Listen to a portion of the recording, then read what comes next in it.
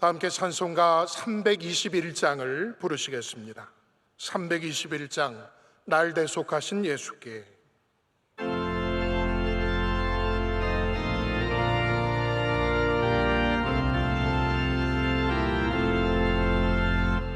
날 대속하신 예수께 내 생명 모두이니 늘 진실하게 하소서. 내 구주의 주여, 나 구주 위에 살리라. 내 기쁨 할 양 없으리. 내 갈 길이 인도하소서. 내 구주의 주여, 날 구원하신 예수를 일평생을 지하오니 날 영접하여 주소서. 내 구주의 주여, 나 구주 위에 살리라. 내 기쁨 할 양 없으리. 내 갈 길이 인도하소서. 내 구주의 주여, 주 십자가에 달리사 날 자유하게 했으니 내 몸과 마음을 주 위에 다스게 하소서. 나 구주 위에 살리라. 내 기쁨 할 양 없으리. 내 갈 길이 인도하소서. 내 구주의 주여.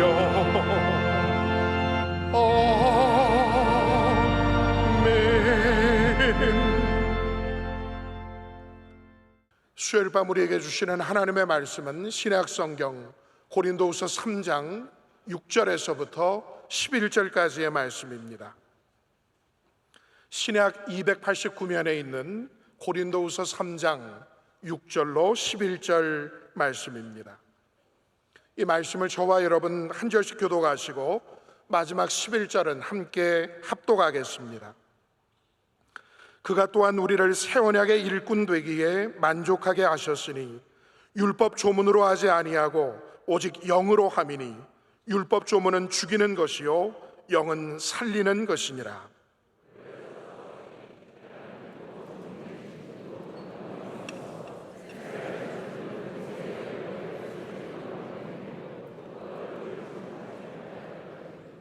하물며 영의 직분은 더욱 영광이 있지 아니하겠느냐.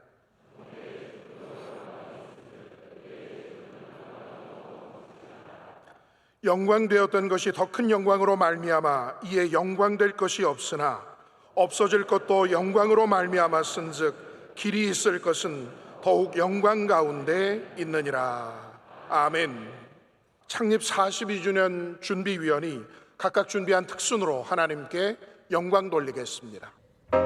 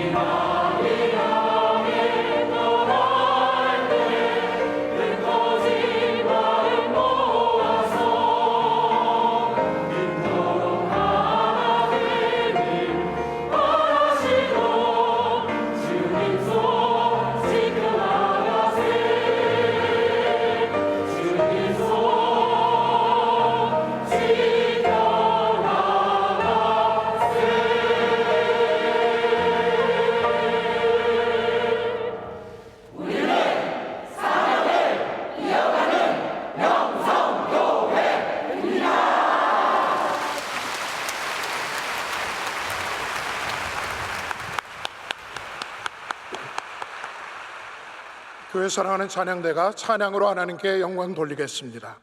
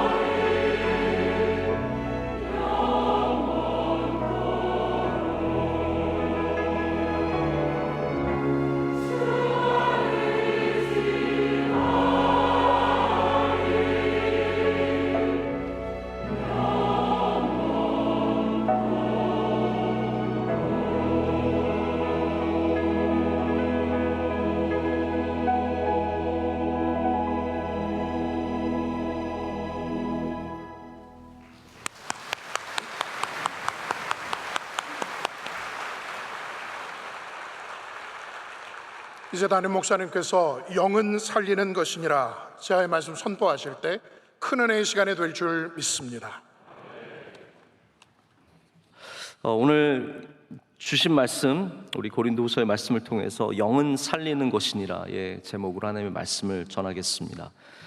여러분, 혹시 여러분 가운데 나쁜 일이 생기거나 혹은 또 반대로 좋은 일이 생기면 우리 하나님과 그것을 좀 연관시켜서 생각하지 않으십니까? 우리 신앙인들은 나쁜 일이 생기면 그런 대로, 또 좋은 일이 생기면 그런 대로 하나님과 우리와의 관계를 꼭 돌아보게 됩니다. 그래서 나쁜 일이 생기면 내가 하나님께 뭐 잘못했나, 이제 그런 마음을 품게 되죠. 아이가 다치면, 저희 아이들도 많이 다쳤기 때문에 저는 늘 하나님 앞에 내가 무슨 죄를 지었나, 내가 무슨 또 잘못을 했을까 늘 회개하고 늘 돌아봤던 기억들이 납니다. 저희 아이가 턱이 2번 찢어졌어요. 첫째 아이가 한 번은 계단에서 그냥 박아서 다 찢어졌고, 또 한 번은 또 어디서 떨어져서 다 찢어졌고, 엄청나게 큰 수술을 하면서 제가 마음이 너무 아팠는데, 그때 내가 하나님께 뭘 잘못했을까? 뭘 그렇게 잘못했을까? 그렇게 생각을 했었던 적이 있습니다. 뭐 이거는 약과죠. 사실은 뭐 저희 아이가 다친 것보다 훨씬 더 큰 일을 당하시고 어려운 일을 당하시는 분들도 내가 하나님 앞에 무슨 죄를 진 것은 아닌가라고 생각을 하실 것 같습니다. 또 반대로 우리가 잘 될 때는 내가 또 하나님한테 뭘 잘했나 그 생각을 하지 않으세요? 내가 새벽기도 다 나가서 그런가? 내가 요즘에 예배를 잘 지켜서 그런가? 요즘에 기도 많이 해서 그런가? 지난번에 내가 헌금 낼 때 했다 모르겠다 10,000원 더 냈는데 혹시 그건가? 이제 여러 가지 생각을 하면서 내가 하나님한테 뭔가 잘했기 때문에 거기에 대한 보상으로 무엇을 받았다는 생각이 있어요. 그래서 우리의 삶에 있는 잘 되면 잘됨, 안 되면 안 되는 이 모든 일들 가운데 우리 그리스도인들은 본능적으로 하나님의 축복과 하나님의 저주를 이렇게 꼭 대입해 보게 됩니다. 이것을 제가 어렵게 말하자면 언약 신앙이라고 할 수 있습니다. 언약 신앙. 하나님이 주신 언약을 지켰기 때문에 내가 복을 받았고, 하나님이 주신 언약을 내가 어겼기 때문에 내가 벌을 받았다. 이것이 구약의 예언서에 있는, 특별히 예레미야에서 드러나는 굉장히 강력한 언약 신앙입니다. 우리 구약에는 언약이 굉장히 중요한 이야기로 등장을 하죠. 하나님께서 먼저는 아브라함과 언약을 맺으셨습니다. 먼저 뭐 이거를 일일이 따지자면 아담 언약도 있고 노아 언약도 있고 다 있어요. 아담에게는 내가 너에게 복을 주겠다고 말씀하셨고 가서 창대하게 다 다스리라고 말씀하셨고 그게 다 언약이에요. 노아에게는 내가 다시는 물로 심판하지 않겠다. 그래서 무지개를 보여주시는 무지개 언약이 있습니다. 근데 우리가 대부분 신학적으로 언약이라고 할 때는 아브라함과의 언약을 저희가 가장 먼저 기억을 합니다. 여러분, 아브라함과의 언약은 무엇일까요? 하나님께서 아브라함이 특별히 잘 믿어서 대단히 귀한 사람이라서 그를 선택하신 것이 아니라 하나님의 주권 속에서 누군가를 택하셨습니다. 그를 부르셨습니다. 근데 중요한 것은 아브라함이 그 하나님의 부르심에 응답했습니다. 여러분, 우리 인간이 받는 복은 내가 만들어내는 복이 아니라 하나님의 부르심의 응답으로 시작이 됩니다. 모든 복은 하나님의 부르심의 응답으로 시작이 되는데 아브라함이 그 가장 본 예가 됩니다. 그래서 하나님께서 하나님을 믿는 아브라함을 의롭게 여기셨으며 이때부터 하나님은 믿음을 의롭게 여기신 거예요. 믿음으로 의롭게 된다는 것을 아브라함 때부터 보여주시면서 하나님께서 언약을 해주십니다. 맺어주십니다. 너는 복이 될지라. 네가 가는 곳마다 너를 통해서 복을 받을지어다. 너를 저주하는 자들을 내가 저주하겠고 너를 축복하는 자들 내가 복 주겠다고 주님께서 하나님께서 말씀하시면서 그 후손을 창대하게 하겠다. 이것이 약속이에요. 내가 너의 후손을 창대하게 하겠다. 밖에 나가서 별을 봐라. 별 많지. 여러분, 아브라함 때 별은 얼마나 많이 보였을까요? 막 우수수 쏟아지듯이 보이지 않았겠습니까? 저 하늘의 별보다 내가 많은 자손을 너에게 줄 것이다 라고 하나님께서 약속을 하셨습니다. 근데 아브라함이 그것을 믿은 거예요. 그것을 끝까지 붙잡았죠. 그 언약에 동참했습니다. 그래서 하나님은 아브라함과 언약을 맺으시면서 소를 가르셔서 그 사이로 지나가시고 언약을 맺으십니다. 그래서 언약을 히브리어로 베리트라고 합니다. 베리트는 무슨 말이냐면 바라라고 하는 단어에서 나왔는데 이게 자르다, 끊다, 새기다라는 단어예요. 이게 무슨 의미냐면요, 그냥 소를 잘라서 언약이 그게 된 게 아니라 무서운 말입니다. 사실은 어기면 죽는다는 뜻이에요. 잘라버리겠다. 어기면 잘라버리는, 어기면 이게 쪼개버리는.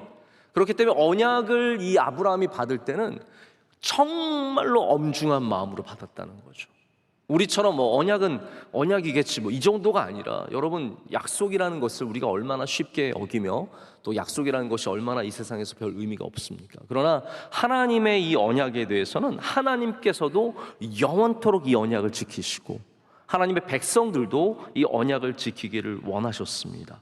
그래서 이 아브라함과 이렇게 언약의 그 제사를 하나님께서 보여주시죠.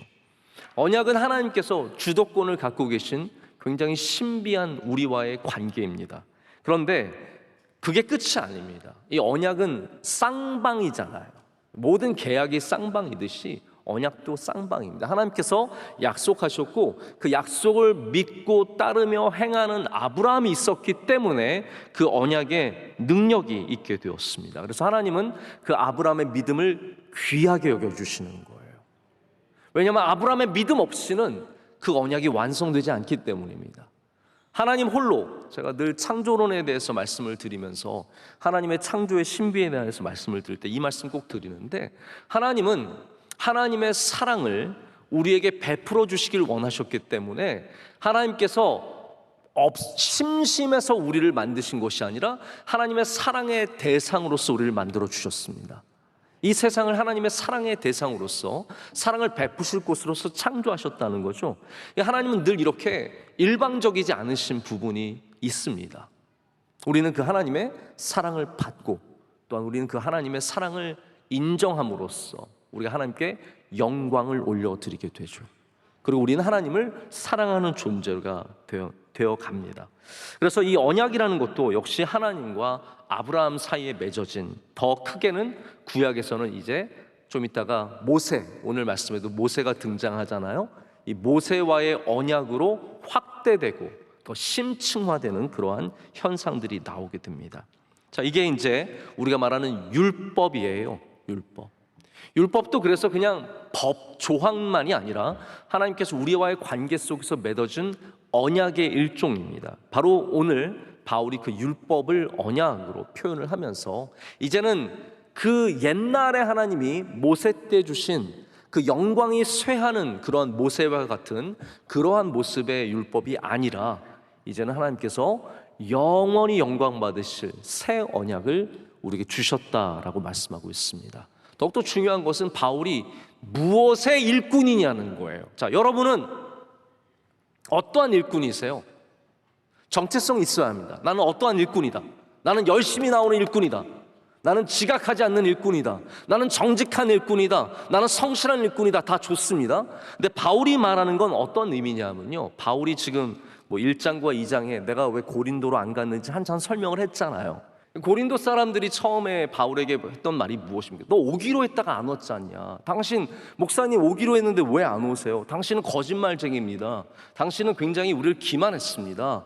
이런 다양한 핍박과 그런 조롱과 그런 아주 불평들을 했었죠. 바울이 거기에 대해서 말하기를, 내가 안 간 것은 단순히 내가 귀찮아서가 아니라, 마음이 변해서가 아니라 하나님의 인도하심, 하나님의 마음. 바울이 여러 가지 이야기를 하지 않습니까? 그 가운데 이제 또 하나의 이야기가 이 부분입니다. 바울은 자신이 이 고린도 교회를 흔들려고 하는 옛 율법의 일꾼들, 자꾸 율법을 가져와서 그 율법으로 하여금 짐을 지우게 하는 그러한 율법의 일꾼이 아니라 자기는 새 언약의 일꾼이라는 거예요. 바로 성령의 일꾼, 그리스도의 일꾼. 이제는 옛날의 법을 따라서 가는 그러한 것을 내가 전도하는 사람이 아니라는 거죠. 그거는 돌에 새겨진 거고, 새 언약, 예수 그리스도의 복음은 어디에 새겨집니까? 우리의 마음에 새겨진다라는 거예요. 그래서 나는, 모세는 그 율법, 돌에 새겨진 그것을 위해 일했다면 나는 마음에 새겨지는 이것을 위해서 충성하는 사람입니다라고 오늘 말하기 위해서 이 새 언약을 말하고 있는 것입니다. 종교개혁 이후에 가장 언약을 중요하게 여겼던 우리 기독교 전통이 청교도입니다. 한두 번 여러분께 말씀을 드린 적이 있어서 아실 텐데, 청교도들은 하나님과의 언약 관계를 생명처럼 여겼습니다. 그래서 그들의 삶의 코드가 뭐냐? 자, 여러분의 삶에도 코드가 있잖아요. 예를 들어서 부러우면 지는 거다, 이게 코드인 분도 있고, 어떤 분은 죽어도 이게 코드인 분도 있고, 어떤 분은 돈 아끼는 게 코드인 것도 있는데, 이 청교도들의 삶의 코드는 십계명입니다. 하나님의 법. 그래서 하나님의 법을 지키는 것을 생명처럼 여겼고, 이것을 하기 위해서 미국까지 가서 언약 공동체를 그곳에서 시작을 한 겁니다.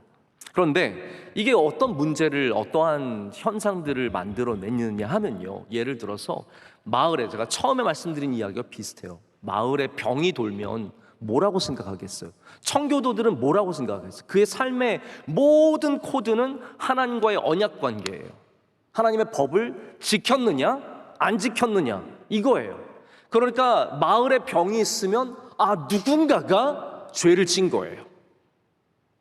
아니면 우리 이 시대가 타락했거나, 여러분 왜 우리 이 시대에도 이렇게 잘 믿는 분들이 시대가 타락했다 그러는지 아십니까?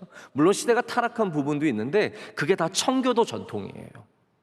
청교도들은 늘 이 시대가 점점 하나님으로부터 멀어지고 항상 예레미야적인 선포를 했습니다. 그걸 이제 신약 용어로 제레마이아드라고 하는데, 항상 예레미야적인, 우리는 점점 하나님 앞에 신앙을 잃어가고 있고, 그러니까 늘 긴장하고 늘 두려워하고 마을에 누군가가 법을 어겼을 것인가 찾아내서 그 사람을 닥달하다 보니까 어떠한 일들이 생기냐면 마녀 사냥이 시작된 거예요.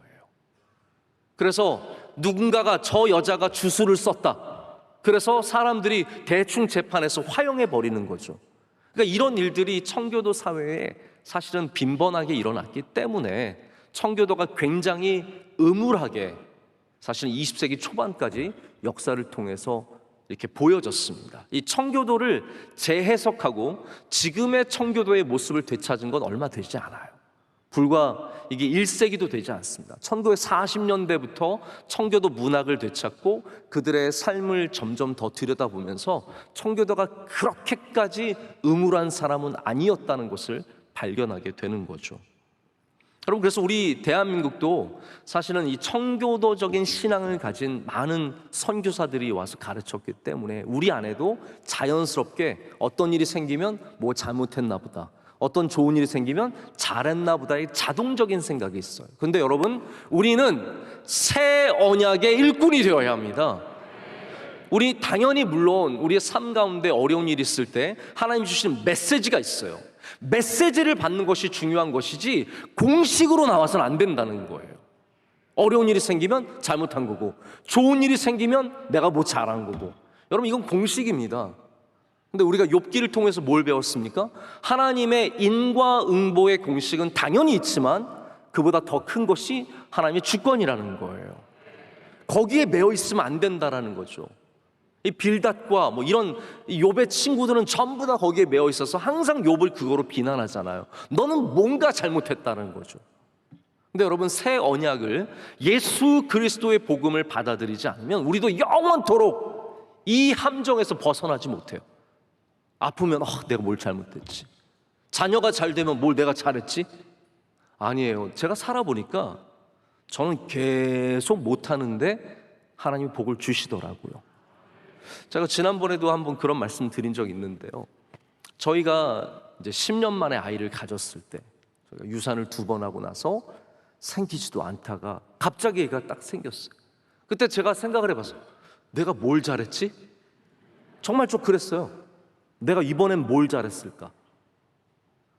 아무리 더듬어 봐도 아무것도 잘한 게 없는 거예요. 하나님 앞에 잘한 게 하나도 없는 거예요. 그때는 저희가 작정 기도도 안 할 때였고 금식 기도도 안 할 때였고, 여러분, 금식 기도하고 작정 기도할 때 되면요, 그건 큰 복입니다. 그렇잖아요. 할렐루야. 여러분, 금식 기도하고 작정 기도할 때 기도의 응답이 있으면 그건 굉장히 어떻게 보면 즉각적으로 오는 응답이기 때문에 그거 아주 귀한 겁니다. 물론 이제 저희도 기도가 쌓였을 수 있지만 저는 그때 하나님께서 저에게 너무 큰 선물을 주셨다고 생각해요. 네가 아무것도 안 해도 나는 너에게 복을 줄 수 있는 하나님이다라는 거죠. 우리가 무엇을 해서 하나님한테 늘 얻기를 원하잖아요. 내가 무엇인가 좀 더 충성해서, 조금 더 잘해서, 헌금 조금 더 많이 해서, 조금 더 고생해서 하나님께 뭔가를 얻어내려고 하는데 그게 율법의 일꾼이에요. 하나님은 우리 아버지이십니다. 우리 아버지시기 때문에 율법으로만 절대로 작동하지 않으세요.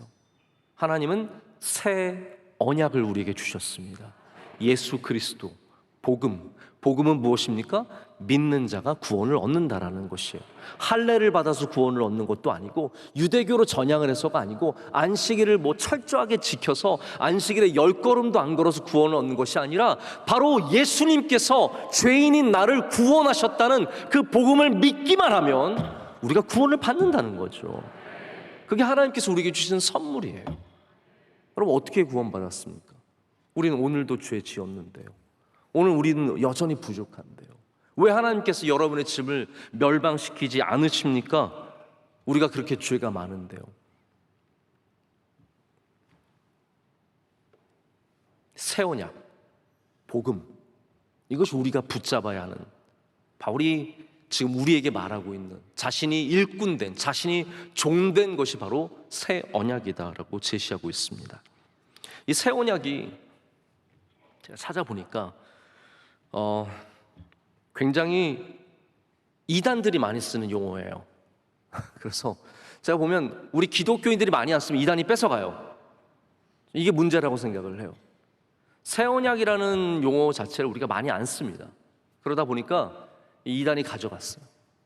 남은 자 14만 4천, 이거 잘 우리 안 하다 보니까 이것도 신천지가 가져간 거예요. 그리고 여기 이 새 언약은 하나님의 교회가 가져갔어요.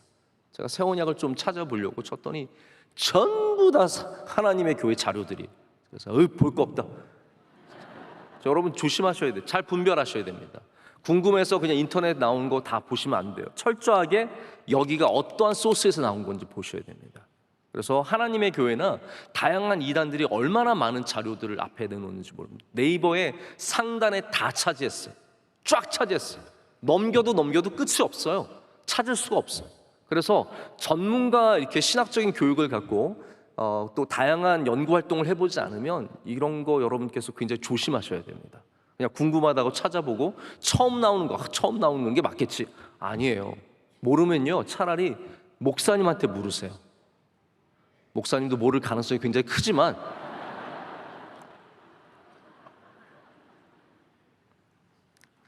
그러면 새 언약이 어떻게 설명을 하면 좋을까? 제가 이걸 좀 고민을 하고 오늘 이렇게 잠깐 걸으면서 생각을 해봤어요. 새 언약을 여러분께 어떻게 설명을 하면 좋을까?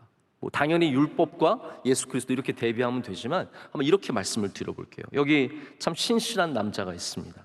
이 남자는 평소에 눈여겨보던 아이들이 있었어요. 그 아이들을 참 예뻐했고 그 아이들을 참 귀하게 여겼습니다. 그런데 아직 자녀로 삼을 준비가 안 됐어요. 그래서 이 아이들을 돌봐줍니다. 하루는 이 아이들에게 가서 너희들이 이번에 시험에 80점을 맞으면 내가 피자를 사줄게 약속을 했습니다. 그래서 아이들이 80점을 넘게 맞았어요. 그래서 80점 넘게 맞은 아이들은 피자를 먹게 됐어요. 역시 80점 넘지 않은 아이들은 피자를 못 먹었겠죠. 또 가서 얘기를 합니다. 너희들이 거짓말 앞으로 안 하면 내가 너희들에게 앞으로 좋은 거 보여줄게. 이번에 엉덩이 탐정 같이 보러 가자. 약속을 했어요. 그래서 그 아이들 가운데 거짓말을 안 하는 아이들, 착한 아이들을 뽑아서 그 아이들과 함께 영화관에 갔어요. 자, 근데 여기 여러분 이익을 얻는 사람은 누굴까요? 아이들입니다. 자, 잘 보십시오. 율법도 마찬가지예요. 율법이 하나님께 이익이 되는 게 하나도 없습니다. 그렇죠? 생각해 보세요. 율법이 하나님께 뭐가 이득이 되겠어요? 안식일 날 안 걷고 저기 가만히 앉아 있으면 그게 하나님께 무슨 이익이 되겠으며, 이런 모든 것들이 무슨 하나님께 이득이 되겠어요? 하나님께서 율법을 주신 이유도 똑같아요. 우리를 잘 되게 하기 위해서. 그래서 80점 맞으면 아이가 좋은 거지 그 아저씨가 좋은 거 아니에요. 거짓말 안 하면 아이의 성품이 발라지는 것이지 아저씨의 성품이 발라지는 것도 아니에요. 영화를 보는 것도 결국은 그 아이가 이득을 얻는 거죠. 피자를 먹는 것도 그 아이가 이익을 얻는 겁니다. 자, 그런데 이 아이들이 성장했어요. 어느 날 이 아저씨가 마음을 먹었어요. 이제는 때가 됐으니까 이 아이들을 나의 아들들로, 딸로 삼아야겠다. 마음을 먹었습니다. 그리고 그 수속을 마친 다음에 이렇게 얘기합니다. 자, 이제 너희들이 나를 아빠로 받아들이면, 이제 나를 아빠라고 부르면 너희들은 이제 나와 함께 먹고 함께 놀고 함께 살 거야. 이렇게 약속을 합니다. 자, 그러면 지금까지 있었던 약속들, 80점 넘으면 피자를 사주고 거짓말 안 하면 영화를 보러 가는 약속들은 더 이상 유효합니까? 유효하지 않습니까? 더 이상 의미가 없는 거예요. 아들들이 되었기 때문에 이제는 빵점마저도 밥 줘요. 이해가 가십니까? 이제는 50점마저도 피자 사줘요. 이제는 밖에 나가서 사고 치고 와도 같이 어린이날에 영화 보러 가요. 왜 그렇습니까? 바로 새로운 약속, 관계의 변화 속에서 새로운 약속이 시작이 되었기 때문입니다. 바로 예수님께서 우리에게 주신 은혜가 이겁니다. 이전에는 우리는 어떠한 것을 행함으로써 하나님께 주시는 복을 누렸어요. 또 그것을 어기면 그 복을 받지 못했어요. 근데 하나님께서는 하나님의 아들 예수 그리스도를 이 땅에 보내주셔서 우리를 위해 죽으시고 우리를 부활하게 하신 다음에 그를 믿는 모든 자들을 하나님의 자녀로 삼아주셨습니다. 하나님의 나라의 유업을 이을 자녀로 삼아주셨고, 이제는 옛날의 약속이 아니라 새로운 약속, 너 내 아들만 되면 내가 모든 것을 너에게 주겠노라 라는 그 약속을 우리에게 새롭게 하시는 겁니다. 여러분, 새 언약의 사람들 되시기를 축복합니다. 우리가 고린도 교회에 있는 그리고 또한 초대교회에 있는 이 신학적인 갈등을 조금은 이해하실 필요가 있습니다. 여러분, 우리는 지금 21세기에 살아가면서 사실 어마어마한 혜택을 보고 살아가고 있습니다. 물론 의료의 혜택들, 과학의 혜택들, 우리 선조들이 일어난 이 수많은 업적들의 혜택을 얻지만 더욱더 중요하게는 저는 신학적인 혜택이 너무 크다고 생각해요. 만약에 우리가 500년 전에만 살았어도 우리는 수많은 신학적인 논쟁 속에서 굉장히 힘들었을 것입니다. 아니, 초대교회에는요 너무 심각한 논쟁들이 많았습니다. 영지주의 논쟁, 예수님이 실제냐 아니면은 가짜인데 보이기만 하는 그러한 신이냐, 사람이냐 신이냐, 이런 수많은 논제들 때문에 교회가 싸우고 갈라지고 그 가운데 어떤 사람들은 완전히 밀려나가서 사막으로 쫓겨가고 불태워지고 전쟁하고 이런 일들이 끊임없이 일어났죠. 그 가운데 감사하게도 여러분, 저는 이렇게 생각해요. 제가 처음에 대학교 때 그냥 한번 심심해서 기독교 역사를 한번 들어보려고 그랬어요. 제가 이제 기독교인이니까 제 마음에 나는 기독교 역사를 하면 A를 맞을 수 있을 것 같은 거예요. 그래서 기독교 역사를 들었는데 저는 그렇게 힘든 역사는 처음 봤어요. 이 초대교회 역사를 저희에게 가르치시는데 저는 한국말로 해도 못 알아들을 걸 영어로 하고 있으니까 이건 정말 기가 막히더라고요. 제가 90년대 초반에 대학 다녔잖아요. 인터넷이 있어요, 뭐가 있어요. 아무 도움도 받을 수 없고 완전 생 공부를 하고 있는데 제가 그때 받은 은혜가 있어요. 여러분, 공부에도 은혜 받는 게 기적 아닙니까? 하나님 놀라우세요. 공부에도 은혜 주십니다. 기도만 하지 마세요. 공부 좀 제발 좀 하시고 공부해서 은혜 좀 받아보세요. 제가 그때 그 정말 어려운, 제가 그래서 한 번은 한국 기독교 역사 번역된 책을 가져왔더니 우리 교수님이, 미국 사람이죠, 저한테 이거 완전 근본주의자들이 보는 복음주의자들 책이잖아, 우리 이런 거 안 다뤄 그러더라고요. 다시 말해서 우리가 생각하는 기독교 역사는 아닌 거예요. 완전 세상이 보는 기독교 역사죠. 근데 제가 그거 보니까 어떤 마음이 들었냐면, 모든 회의들, 니케아 공의회를 비롯해서 칼케톤이 수많은 공의회들이 있지 않습니까? 이런 공의회 때마다 결정되는 사안들이 있어요. 펠라기우스가 어거스틴과 싸워서 졌다든지 이런 일들. 그러면 제가 보면서 무슨 생각이 드냐면, 힘센 사람이 이긴 건데 그러면 이게 과연 성경에 맞는 것일까, 아니면 그냥 힘이 센 사람이 이긴 것일까, 이제 그런 고민을 하게 되더라고요. 이거는 센 세력이 이긴 거니까 어쩌면 하나님의 뜻이 이긴 게 아니라 그냥 유행이 이긴 거 아닌가. 근데 제가 나중에 수업을 마칠 때는 어떠한 깨달음이 있었냐면, 하나님께서는 역사를 주관하시는 분이시다. 하나님께서 역사를 주관하시기 때문에 잘못된 방향으로 흐르는 것도 바른 방향으로 이끌어 주시고, 또 하나님께서 그 모든 회의와 모든 곳에서 주인 되셨다라는 고백을 하게 되더라고요. 수많은 이단들이, 수많은 논쟁들이 이런 공의회들과 종교 개혁을 통해서 우리는 정리된 세상을 살고 있는 거예요. 이거는 큰 은혜입니다. 정말 큰 은혜입니다. 오늘 우리가 그런 논쟁을 안 하는 것만 해도 너무 감사하죠. 그런 수많은 논쟁 중에 하나가 바로 유대교와의 논쟁이에요. 유대인들은, 율법의 일꾼들은 끊임없이 할례를 받아라. 너희들이 율법을 지키지 않으면 안 된다. 안식일을 지켜라. 이 수많은 율법들로 자꾸 씌우려고 하는 거죠. 근데 여러분 아시잖아요. 하나님께서는 그것을 기뻐하지 않으십니다. 이제는 새로운 언약을 우리에게 주셨어요. 예수 그리스도를 통해서 믿는 자에게 구원의 은혜를 주셨다라는 겁니다. 그 언약을 붙잡아야 할 사람들이 바로 우리인 줄로 믿습니다. 자꾸 이 세상도 죄송한 얘기지만 잘 믿는다는 사람들이 결국은 또 율법으로 돌아갈 때가 참 많습니다. 율법주의자들이 되어서, 율법의 일꾼이 되어서 어떤 도덕적인 우월성, 어떤 윤리적인 탁월함, 이런 걸로 자꾸 교회를 가르고, 그리고 더 좋은 교회와 나쁜 교회로 만들어 놓고, 그리고 나서 그것을 통해서 우위를 점하는 일들이 얼마나 많은지 모릅니다. 여러분, 우리는 복음을 따르는 사람들이 되어야 합니다. 복음을 따르는 사람. 그래서 여기 모세와 예수님이 비교가 되는 겁니다. 이 이단들이라고 하긴 좀 그렇지만 유대주의자들이 와서 꼭 하는 얘기가 그거였어요. 모세가 더 뛰어나다. 여러분, 성경의 곳곳에 모세와 예수님 비교된 거 아시죠? 히브리서에도 보면 모세와 예수님을 비교합니다. 왜 그러냐 하면 본질적으로 유대인의 마음속에는 모세보다 더 큰 인물은 없어요.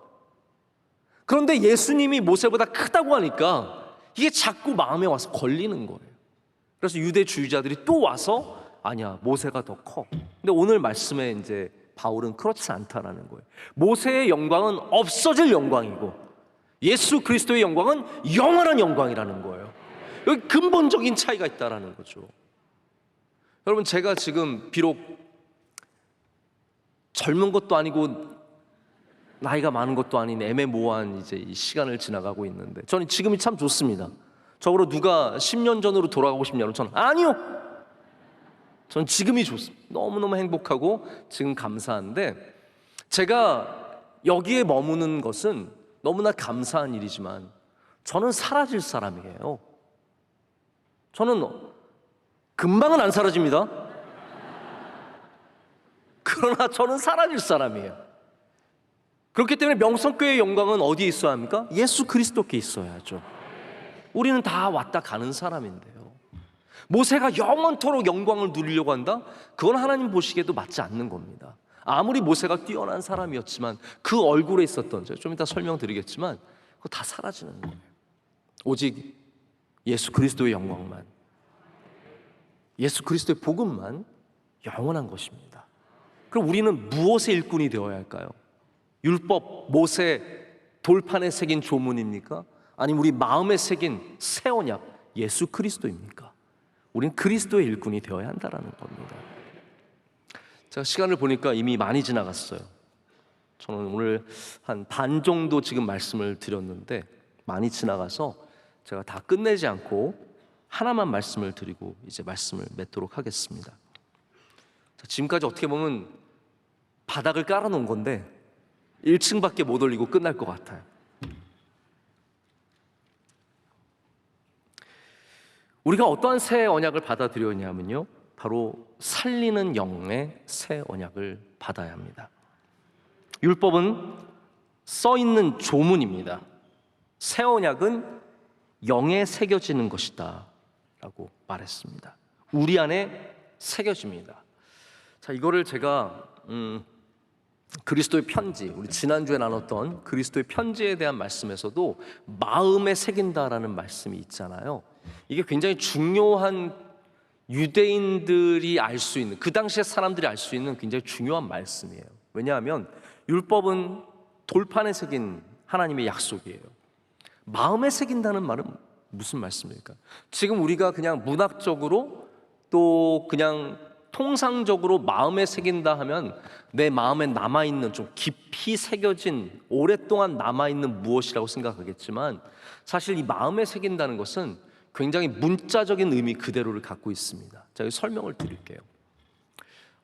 이게 제 설명이 아니라 존 월튼이라고 하는 위튼 대학교 구약학 교수님의 설명인데, 당시 이스라엘뿐만 아니라 이쪽 근동 지역 문화가 어땠냐 하면 이런 제사가 있었대요. 이렇게 동물을 죽인 다음에 동물의 내장을 꺼내요. 이 이야기를 하면 맛있겠다라고 생각하시는 분이 있고, 곱창 맛있겠다. 어떤 분은 또 끔찍해라는 생각하시면, 저는 후자 쪽입니다. 꺼내요. 그리고 제사장이, 이교도겠죠? 야외 제사장이 아니라 이교도 제사장이 뭘 하냐면 이 짐승의 내장을 봅니다. 짐승의 내장을 보면 뭐 다양한 무늬가 있겠죠. 뭐 여기 지방도 있고, 자꾸 생각나게 해서 죄송한데 뭐 다양하게 빨갛고 뭐 하얗고 뭐 그렇게 했잖아요. 또 까말 수도 있고, 그걸 보면서 그거를 읽습니다. 읽어요. 왜냐하면 이게 점이에요. 동물의 내장을 꺼내서 거기에 신이 무엇인가를 새겼다는 거예요. 그렇기 때문에 신이 새긴 무엇을 읽는 거예요. 뭐 세계 곳곳에 별의별 점이 다 있잖아요. 대만에 갔더니 차점이 있더라고요. T로 하는. 그래서 T를 먹은 다음에 남은 걸로 이렇게 보면서, 저는 뭐 시꺼먼 것밖에 안 보이는데 자기네들은 뭐가 보이나 봐요. 그걸로 점을 보고. 그러니까 다양한 점이 있듯이 이 사람들은, 이 이교도 제사장들은 바로 내장에 적혀 있는 어떠한 것들을 읽어내는 기술을 길러서, 뭐 사실 지네 마음이겠죠. 자기네 마음대로 그냥 하는 거겠지만 그것을 새겨졌다라고 말한다는 거예요. 그래서 여기에 새겨졌다라는 표현은 정말로 하나님께서 우리 안에, 우리 내장에, 우리 마음 안에 어딘가에 하나님의 말씀을 새겨주셨다라는, 하나님의 뜻이 우리 안에 있다라는 말이에요.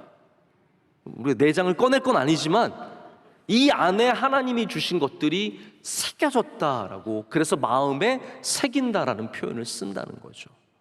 율법은 이렇게 돌에 새기는 것이고, 새 언약은 영에 새겨지는 것이다 라고 말하고 있습니다.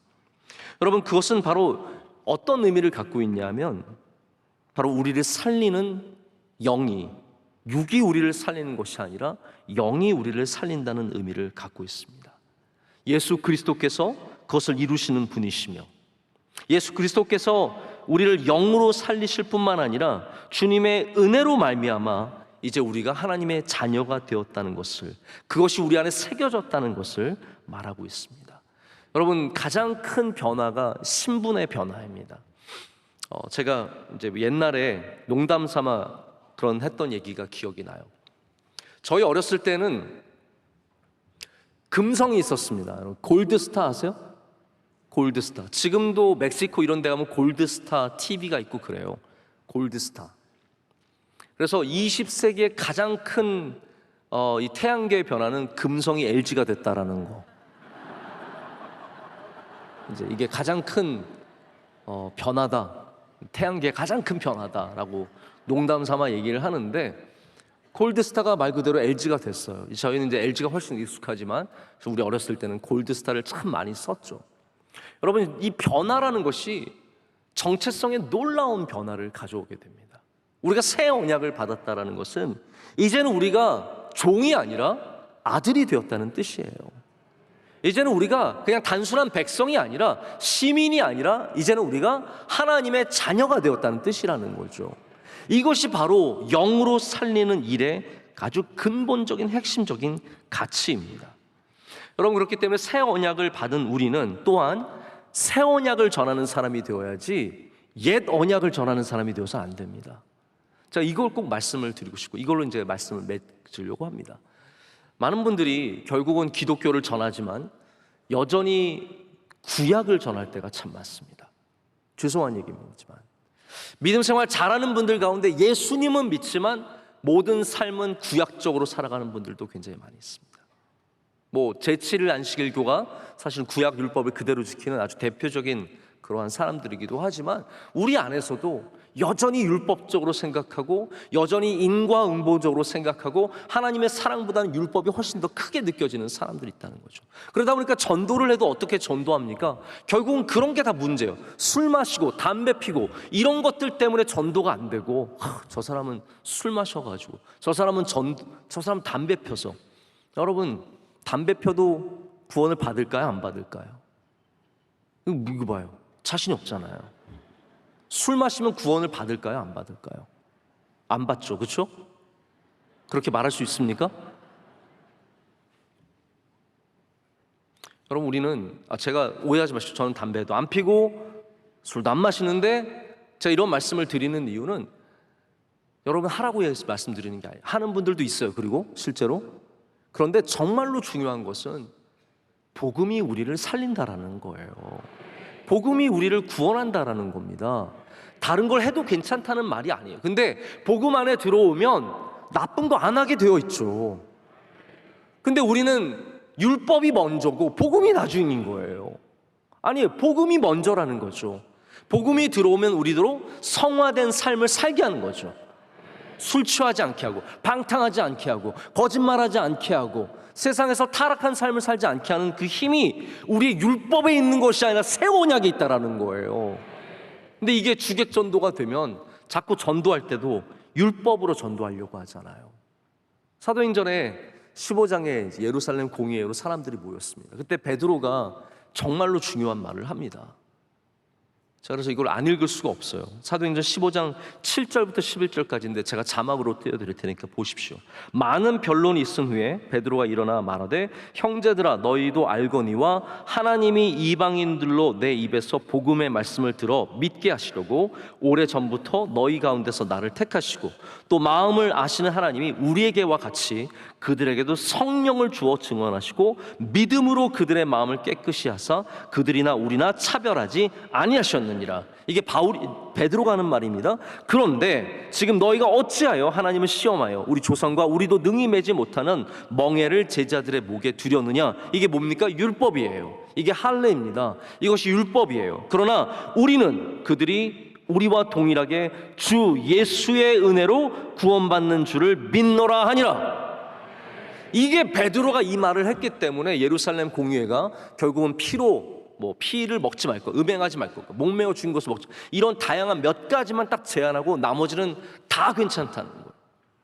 주님의 은혜로 복음을 받는 것이지 우리가 옛 언약으로 구원을 받는 것은 아니라는 겁니다. 이제 여러분들은 더 이상 무거운 짐을 진, 오늘 새벽 예배 말씀도 똑같은 말씀이었는데, 율법의 무거운 짐을 진 일꾼들이 되어서는 안 됩니다. 우린 주님 안에서 자유해야 합니다. 그래서 어떤 일이 일어나도 주님께서 나를 사랑하신다는 사실을 잊지 마시길 축복합니다. 어떤 어려움이 닥쳐와도, 어떤 질병이 와도, 어떤 환난이 와도 우리가 벌을 받는 그것만이 아니라 주님은 우리를 여전히 사랑하시고 우리를 기뻐하시고 우리를 품으신다라는 거예요. 그것이 새 언약입니다.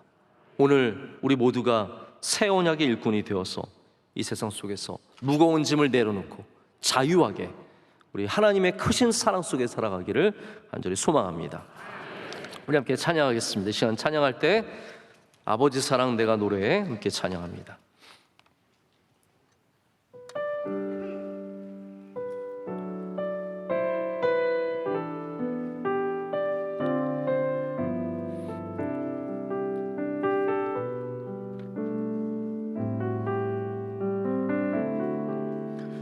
아버지 사랑, 아버지 사랑 내가 노래해,